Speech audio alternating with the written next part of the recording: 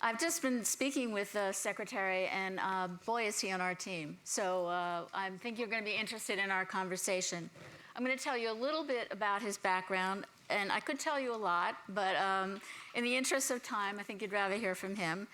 He was confirmed by the Senate last July and sworn in shortly afterwards. And before his confirmation as VA Secretary, Mr. Wilkie served Secretary James Mattis as his Undersecretary of Defense for Personnel and Readiness. He's the son of an Army military commander, and we've just been talking about his father and grandfather and great-grandfather, who were also veterans, as was my dad and my grandfather. He is a colonel in the United States Air Force, assigned to the Office of the Chief of Staff. And he has more than 20 years of federal service at the national and international levels. During the George W. Bush administration, he served both Donald Rumsfeld and Robert Gates as Assistant Secretary of Defense, and he was the youngest senior leader in the department. By the way, before this last presidential election, having worked for Rumsfeld, I used to tell people I worked for the real Donald. I don't say that one anymore. We are being live streamed, yes, so yes. Anyway, I could go on. He has a lot of experience in the Senate, where we are going tomorrow. And he was also Vice President for Strategic Programs for CH2M Hill, which I forgot to tell you was a client of mine in Boston. Oh, good. Yeah. Did good work. Not as I wasn't on the Summer Olympics, but no. You know, we had a lot of good experiences. So we're here to talk today about veteran suicide, and we all know that the numbers aren't good, and that we are in a situation, as we are in the general population, where we have to do things differently, and we've just been talking about that. We have to do things differently upstream. We have to have what we call at AFSP a real convo, but in the rest of the world is called a conversation. Out of curiosity, I don't know how many people in the room have a veteran in the family or are married to, or could you just raise your hand if you are? Yeah, that's what I thought. Okay, all right. So we're talking to the right people, I think, yes. Mr. Secretary. So I've asked the Secretary to start our conversation by talking a little bit about what his philosophy is, which I think you'll see is very much what ours is. Well, I'm going to start first with thanking you. And I'm going to talk about really the first aspect of any discussion for me is the spiritual, and what is the spiritual theme. I've spent a great deal of time in the last year talking about the 100th anniversary of the end of the First World War, and then this last Thursday, honoring the 75th anniversary of the D-Day invasion, the invasion of Normandy. And I always refer to the evening of D-Day. My father was a senior commander in the 82nd Airborne Division, and his great hero was the most prominent of all airborne warriors, Matthew Ridgway, who had commanded the 82nd in North African Sicily, and he planned the assault on Hitler's Fortress Europe. And he was restless in his cot on that night, and he actually fell out of the cot. And he reached up for the Old Testament, and he turned to the book of Joshua, the description of the most ferocious battle at that time in the history of the Hebrew people. And the promise was to Joshua, I will not fail thee nor forsake thee. And those words, I think, not only animate what we should be at the Department of Veterans Affairs, but it animates what you all do. Do not fail and forsake millions of our fellow citizens.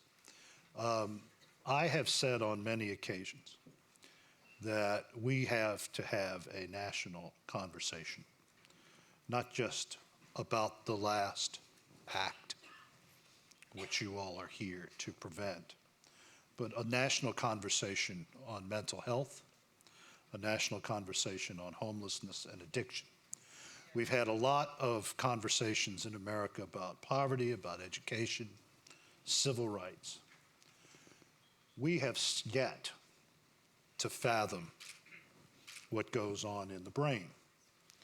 I've said to the New York Times on several occasions that we're not even at the Sputnik stage when it comes to understanding what happens to people and what happens to this remarkable engine that we are given.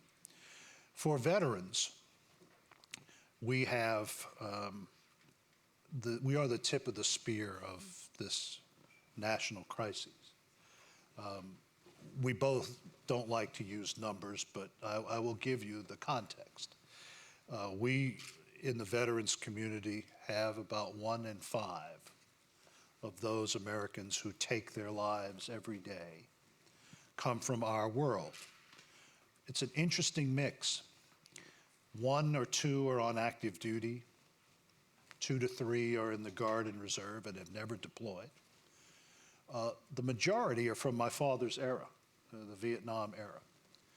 And I said something on All Things Considered last week, that many of those from my father's era have had problems building for decades. And to put that into historical context, Lyndon Johnson left Washington, D.C. 50 years ago in January. And yet the majority of those who have experienced the incommunicable experience of war, the majority who take their lives, are from that era. So we have to have that national conversation. On the practical level, from the Department of Veterans Affairs, I was honored to present the largest budget in the history of our department. I am a pariah in the cabinet room. I'm the only one who didn't have to present any budget cuts, and I'm actually very proud to say that.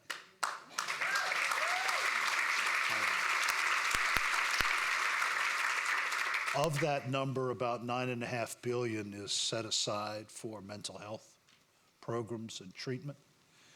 About $50 million is spent on outreach on the suicide issues. Last year, we hired 3,900 mental health professionals. That's lower than the 6,000 we need, but America itself faces a crisis when it comes to healthcare professionals. What I've seen, and I'm not a medical expert, but what I've seen is that our medical schools are catering to subspecialties of specialties. And we are in dire need of medical professionals in mental health and women's health and primary care. So we have to compete at VA with the rest of the country. But 3,900 is what we hired last year, and I hope we will have higher numbers than that. But more importantly, the reason I have mentioned people like Ridgway and Lyndon Johnson and the history of service is that it all points in a particular direction, and that is culture. Culture, to me, is the key. I was brought up to appreciate that unlocking history, unlocking culture was the key to solutions, both on the military and for society. In my father's day in Vietnam, the notion that he would talk to anyone, much less his family, about what he experienced was anathema. We had an entire culture built up around being tough. Now, you can understand why being tough on the battlefield is necessary for survival. But what we didn't take account of is what happened once those soldiers came home. I mean, we were talking about the most famous of all American combat soldiers. Some of you are old enough to remember Audie Murphy, a little fellow from Texas. He was about 5'3". He was too small to get into the Marine Corps. And in southern France and Italy, he won more decorations for valor than any American in history. He later became a cowboy movie star. Audie Murphy slept with a pistol the rest of his life, under his bed, under his pillow. And we know from some of the letters that he wrote that if we knew about his feelings today, we would be doing our best to help him. But again, this goes back to a culture that needs to change. I was the Undersecretary of Defense for Personnel and Readiness. The change for our military world has to come when those young people enter basic training, when they go to boot camp. And they have to be taught, and they are now, being taught about signs within themselves, signs with their buddies, how to identify them, how to talk about them, and no longer have those discussions attached to them as a stigma that means they are no longer worthy. I've seen it. I've seen it in my own military life, and this is just the first step. The second step is that national conversation on mental health. It is, as I said before, the last frontier. We can talk about program after program after program, but if the society does not begin this conversation, then this task force that I've been asked to lead by the president will just be another task force producing another report. This is the last great exercise in mental health, in medical science. I imagine that before my children's children are out of college, we will have turned the final corner on cancer. We're not there with mental health issues. So let me tell you quickly what we are doing at VA. We now offer same-day mental health care. If you come to us with a problem, we will see you. That is a sea change in the way VA does things. In addition, when you come to us, you now receive mental health screening. And give you a sense of what those numbers mean. Since October 1 of last year, we have screened over 900,000 veterans. Of those 900,000, 3,000 now show us that there is a potential for that veteran to take his or her life, and we are following them. Our Veterans Crisis Line, which is 800-273-8255, 1,700 calls a day. Of those 1,700, we follow about 200, follow up with them. We want not only veterans, but their families to come to us. Go back to the budget. The budget has the beginnings of a new approach to mental health and, by extension, this great preventable crisis that you all have experienced. Over $1 billion for telehealth. Why is that important? It's not just important because it reaches into areas like the wilds of the American West that we have trouble reaching, but is the cutting edge for those who are deeply troubled, who don't want to have to go to a large room with hundreds of people and wait. We can now reach out to them in their homes. We have mental health professionals, doctors, psychologists, who can now practice across state lines through telehealth to reach in to those homes. We are investing more money in women's mental health. That is a touch of reality. Give you an example as to what I mean. My father was commissioned in the armed forces 2 months before John Kennedy was inaugurated. The number of women in the armed forces in that year of November of 1960, less than 0.5%. As the Undersecretary of Defense, I was responsible for a force that is now 17% women. So what does that, and it will probably go to 20% by 2025. So what does that mean for VA? That means right now 10% of our population, American women. We've put women's health clinics in all of our VA medical centers. But I am investing more money in the particular issue of women's mental health to meet the needs of such a large portion of our force. That's another thing that both the Mission Act and the budget does. And last thing, and then I will stop. In terms of this thing that you've heard about, the Mission Act, it is important on this front in one way. Let me tell you what it isn't, and then I'll tell you what it is. It is not libertarian veterans care.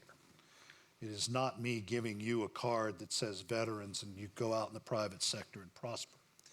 What it does say, however, is that if we cannot provide you with the services that you need, then we will help you get that service in the private sector. So why is that important here?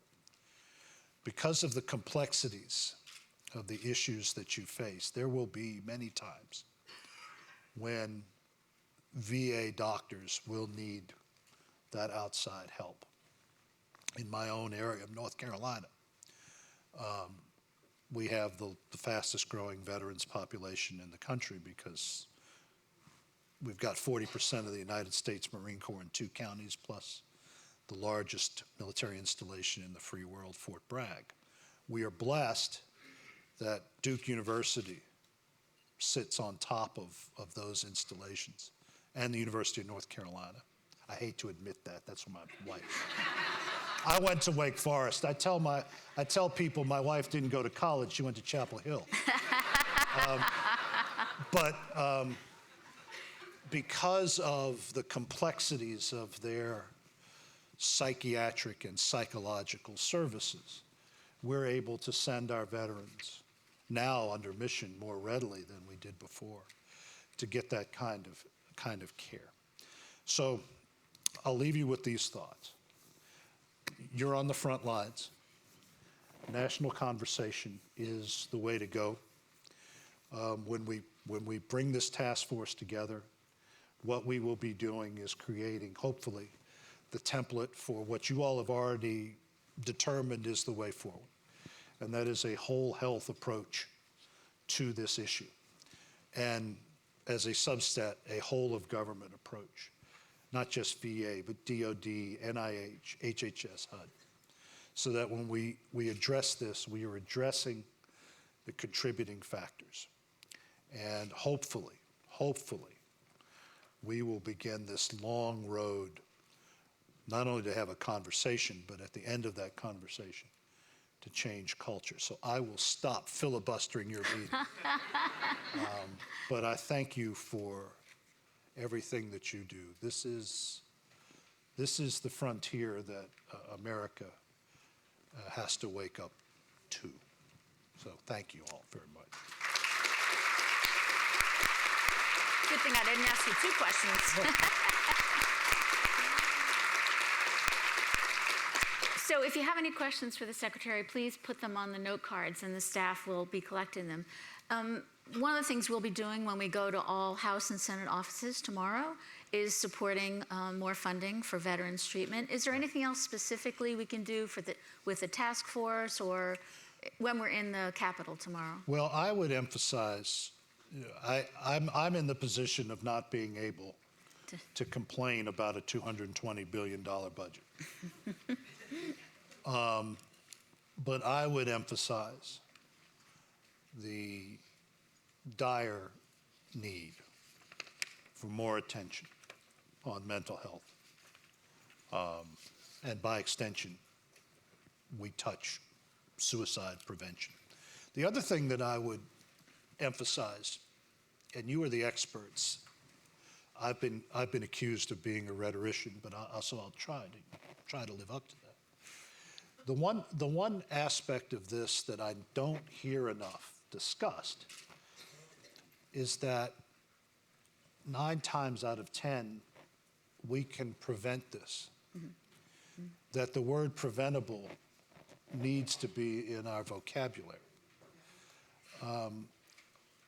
And those are the things I would emphasize. The focus on this and reminding people that it's, in most cases, preventable. One, I shy away from metrics because that is an impossible task. When I look at the number of veterans who come to us and they take their lives on our campuses. We had 19 last year, but we had 240 interventions that worked. Those cases do not tie into one another. The most recent tragedy was in Cleveland, a 60-something-year-old veteran who was facing life-altering cancer surgery. They told him that he was going to lose an eye, he was going to lose his vocal cords, and part of his jaw. And he said, I don't want to live like that. And the message that he left us was, please take care of my mother. Those are the kinds of things we see every day, and then the next story is different, and the next story is different. But if we fall back to conversation and preventable with these members, I think the story then is even more powerful. So I know a lot of people have veteran members on their chapter board. So people raise their hand if you have a veteran on your chapter board? Okay. Good. Good. So we talked a little bit before about upstream activities, and you described to me some things that our fathers would both think were crazy. Yeah. So, yeah, go ahead. No, go ahead. I think it's fascinating. So let's talk about culture. I'll give you my father as an example. Big man. 1970, 6'2", 240 is a big man. Today it's not even a quarterback, but back then it's a big man, terribly wounded in the invasion of Cambodia. Spent a year in an army hospital. In those days, there was no Fisher House. There were no groups like this or NAMI. It was against the culture of the Army for a family to go out and visit a wounded soldier, so we didn't see him for a year. And he came back to us weighing about half of what he did when he went. And it took him 3 years to recover. Went back to the 82nd Airborne Division, started jumping out of planes again. At the end of his career, 30 years of bullet wounds, jumping out of aircraft, he needed 2 new knees, 2 new hips, had a bad back, and had lead in his body that they could not take out. So that is someone who is looking at a lifetime of chronic pain. And the traditional way of treating that in the military, and real society at large, is to give somebody a bottle of pills and say, thank you very much. Well, you all know what those pills do. They don't treat the pain, they treat this. And what we are doing in VA now, we've been able to reduce the percentage of opioid prescriptions by 51%. That's great. But the way it's been done is to think outside of the traditional medical box. So we now have Tai Chi and yoga and acupuncture, aquatherapy. I mean, if you had told, I'm going to joke about this now, if you told my father, if I told him, you know, Colonel, yoga is the way to go for you. My nose would have been flat against my face. But I saw something remarkable in Hawaii in December. I was at one of our VA living centers on Oahu, and I saw 75, 76-year-old Vietnam veterans doing music therapy to treat their pain. It works. And this is a long-winded way of saying this is one of those things that we have to continue to explore and see what applications that it might have to broader issues beyond pain, since pain is a contributing factor in what a lot of you experience. So we know things are working. And now, with the military, we just have to turn the corner in terms of cultural conversations, but I think we can do it. I'm going to say, I'm going to get in real trouble here, but since you opened the door, Okay. I am very concerned about substituting opioids with another narcotic. You know what narcotic I'm talking about. I see great danger signs out there when people are advocating that after all of this advancement with the reduction in pain medicine that treats this brain and not the pain, that there is a push to substitute that with marijuana. This ain't Janis Joplin's marijuana we're dealing with. This stuff is 30–40% stronger than what happened at Woodstock. And we cannot be in a rush to substitute that for what we are trying to wean our people off of. Again, when we talk about the last terrible act, it's useless to talk about the act without talking about addiction, homelessness, and mental health issues. So, Yeah, definitely. Yes, definitely. And one of the things we're concerned about as a data-driven organization is there's not enough data on opioids, and we are actually working on those issues through the grants that we are developing, impact grants. So if there are questions, someone wants to bring them up. Yeah, great, thank you.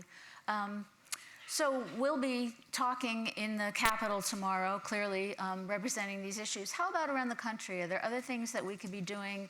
We have chapters all across the country. Yes. How could we be helpful there? So this is something you're going to hear for the first time from a conservative Republican, even though I'm not in the partisan business. What I have been doing is I've been going into every state and speaking on the radio. I think I've done 70 or 80 radio interviews since April 1st, almost all of them on National Public Radio. The reason I've done that is that it allows me to have a conversation without all the nonsense coming in. And as part of the conversation, I would, if I were running your individual chapters, make a beeline for talk radio, for public radio, and start getting on there and raising awareness, telling people that it's all right to speak to these things. If some of you happen to catch All Things Considered last week, I was talking about this very subject. It can no longer be the thing that we don't talk about. I'll give you an example. The last testimony I gave, and I'm actually talking about suicide in front of the Senate Veterans Committee, is Dr. Franklin, Keita Franklin's here. She and I will be discussing this on the 19th of June in front of the Senate. But the last day I testified was the last day of April. And NPR and New York Times both that day ran multiple page stories on the spike in teen suicides to correspond to that Netflix show, 13 Reasons Why. The Saturday before I testified, the Washington Post, I think it was Sunday, ran a massive piece. Anybody from Utah here? Yes, right, over here, right here. A massive piece. I think I've got the name of the town right. Herman, Utah? Where 8 children in the last year have taken their lives in one high school. Which is why I said in that testimony, after pointing these things out, veterans are the most visible manifestation of this, but it's everywhere. When one high school in a relatively small state accounts for almost as many deaths by suicide as we have on 173 VA hospitals, that tells you something. Yes, yes. And we have a superb chapter in Utah, I want you to know, working very hard on these issues. So a few questions for you. Can you speak about the young vets from Iraq and Afghanistan coming home? And are their challenges different or the same? Well, let me just tell you Wilkie's view. I have been in a world where I've seen soldiers from World War I, World War II, Korea, certainly Vietnam, and then come of age, Iraq and Afghanistan. The experiences are the same. I mentioned Audie Murphy. Thousands of vets have the same experiences that Audie Murphy had when he came home. Unlike those times, we have the services ready for them. And I have seen changes in the way the military addresses it. We're not there yet, but we're moving in that direction. And the mental health aspects of this have to be treated. I was very honored when I was asked to do this, but one of my task force responsibilities as the Undersecretary of Defense was for General Mattis's Close Combat Task Force. How do we better prepare and then care for those who are on the tip of the spear, Marine Corps and Army infantry? And part of this was to take care of those who have borne that battle.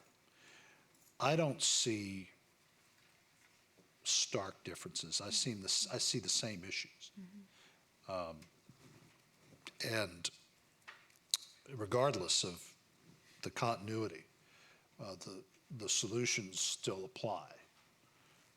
Start training early on, awareness, and then when you are handed off to VA, that immediate mental health screening and follow-up. Thank you. This is a question from one of our viewers in the virtual forum. Are there some access issues that VA and community partnerships could overcome, for instance, via the Mission Act? Yeah. Well, let me tell you what the Mission Act is. The Mission Act actually puts our veterans on the same plane as most who have private health care. It says that if you live a certain number of minutes away from a VA facility, and we can't provide you with a service, your medical need within a certain number of days waiting time, then we give you the option of going into the private sector. I think where you will see the biggest movement in terms of veterans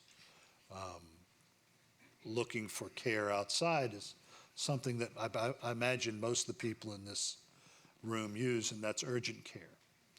We're finally giving veterans urgent care. And if we don't have it in our hospitals, then they can go to an urgent care. And what that does for us is very important, though. We get people out of VA who have colds or the flu, and it frees up our emergency rooms. It frees up our emergency mental health responders for the crises. So they're not being distracted by somebody's cold or, God forbid, a broken ankle or something like that, which is why we have opened the aperture on urgent care. But again, for Mission, in terms of accessibility, for me, when it comes to your issues, telehealth, the mobile apps that we now provide our veterans on the mental health front, I have to thank our partners in the private sector, like T-Mobile. They're getting that message out there. So in a $220 billion budget, 1.1 billion is now spent on telehealth. So that's on top of the 9.5 billion for mental health care. Mission is not going to dramatically change how we deal with day-to-day mental health issues, but it should free us up to be more flexible when people come into the hospital door. So this is a question about basically the homeless veterans population Yeah. and how to reach out to them in terms of suicide prevention. I think this is the model. We have, sadly, 40,000 veterans on the streets, primarily in the West Coast, Los Angeles up to Seattle and then also Honolulu. I will tell you, and I've said it in testimony, I've said it under oath, I've seen a lot of sad sights in the military world, tragic things. I grew up in a world where when a child was called to the principal's office in elementary school, well, there was always a chance that that child wasn't being called in to go to a doctor's appointment because there was bad news from Vietnam, Southeast Asia. So, and I've lived with terribly wounded soldiers and seen that part of it. We'll tell you what the saddest sight I think I've seen, though. It's in West Los Angeles. In the evening, cars coming into the West Los Angeles VA and people not getting out of their cars. They all have jobs, every one of them. They contribute to the tax base. They do what society requests that we all do, yet they can't afford to live in California. They can't afford to live, and we don't have enough transitional homeless housing. Now, what are the solutions? The good news is that about 5-10 years ago, we had hundreds of thousands on the streets of our country of veterans. What changed? Cooperation with groups like this, with NGOs, with charities. There are major cities in this country, Jacksonville, New Orleans, Houston, Dallas, St. Louis, places like that have eliminated veterans homelessness because VA working with the states and localities, I'll give you New Orleans as an example. Catholic Charities got on the ground and the Archdiocese got on the ground. If you go into the homeless shelter in the old Charity Hospital in New Orleans, which, as you know from Katrina, was an American nightmare. There are no veterans in those homeless shelters. And the charities in the private sector have built up communities around New Orleans for veterans to live. I think for the issue of suicide, that cooperation is absolutely vital. And one of the things I think will come out of the President's Suicide Task Force, and let me say something here. I have been amazed at the amount of attention the President has given to me as the leader of VA. He has allowed me free rein. And this Veterans Suicide Task Force comes from him and come from me. It came from the Oval Office. But one of the things I believe we will come out with is a template for state, local, and interest group support and cooperation for going out into the field and finding those veterans who need help. I've seen it work with homelessness. I mean, 40,000 is still too many, but where it was a few years ago, it is a huge, huge drop. And we also have to have serious conversations about broader policy on the homeless front that leads to conditions where Americans have jobs and they can't afford to live. Definitely. That's not in my purview, but it's something the country needs to talk about. I had a remarkable conversation with Jerry Brown a couple of weeks before he left office. And of course, if any of you ever dealt with Governor Brown, he was a Jesuit. The side of my head is flat because of the beatings the Jesuits gave me. And he had read my bio and he started talking about homelessness in Latin, which led me to believe he was serious. But he recognized that laws, regulations, and support programs needed to change and to help that population. But I think the way communities have handled homelessness for veterans is a good place to start.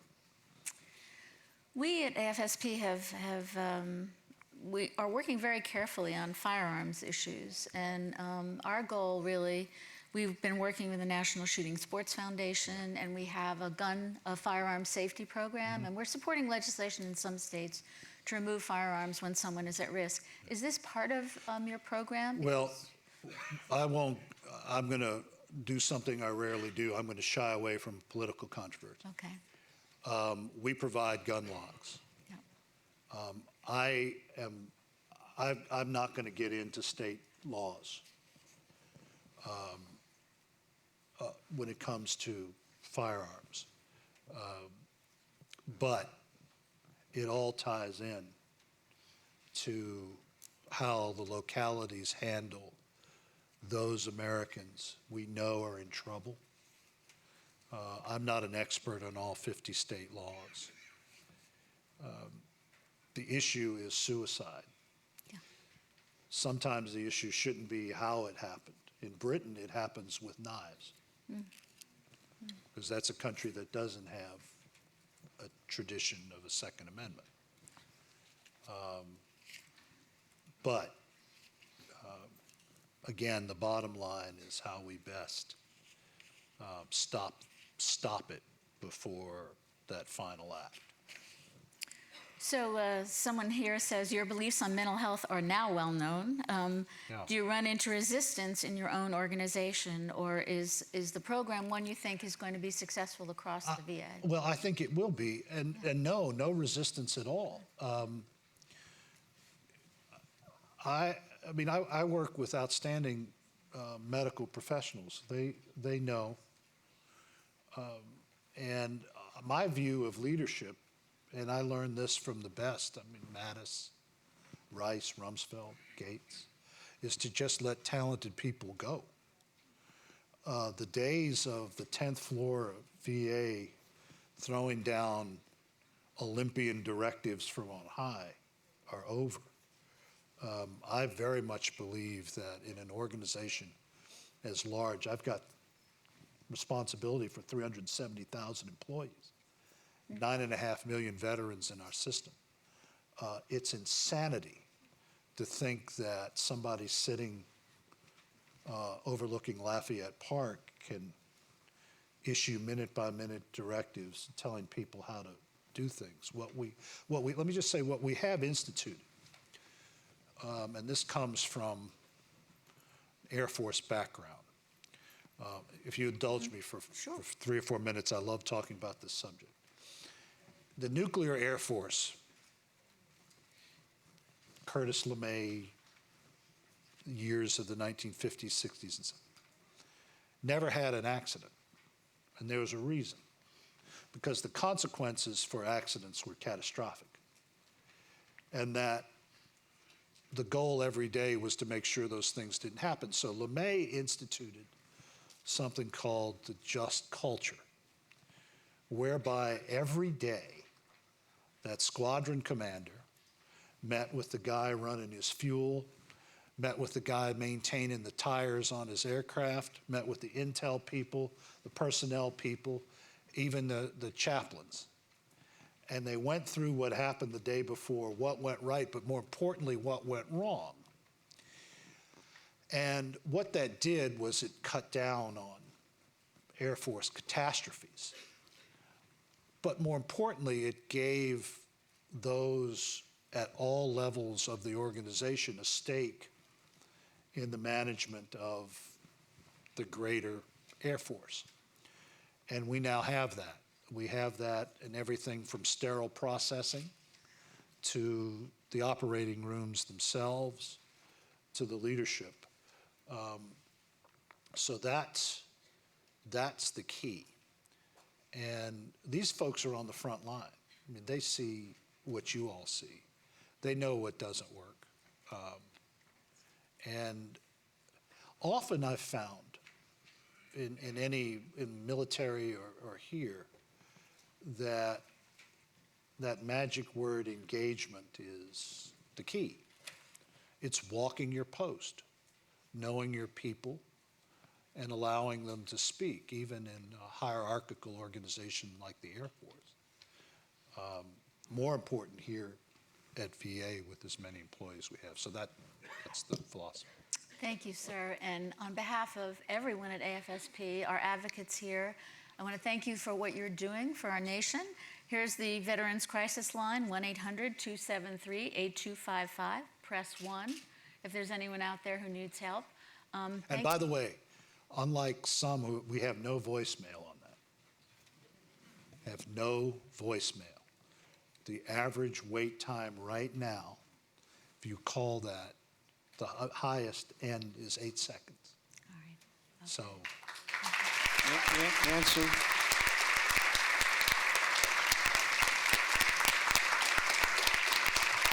Thank you very much. Thank you.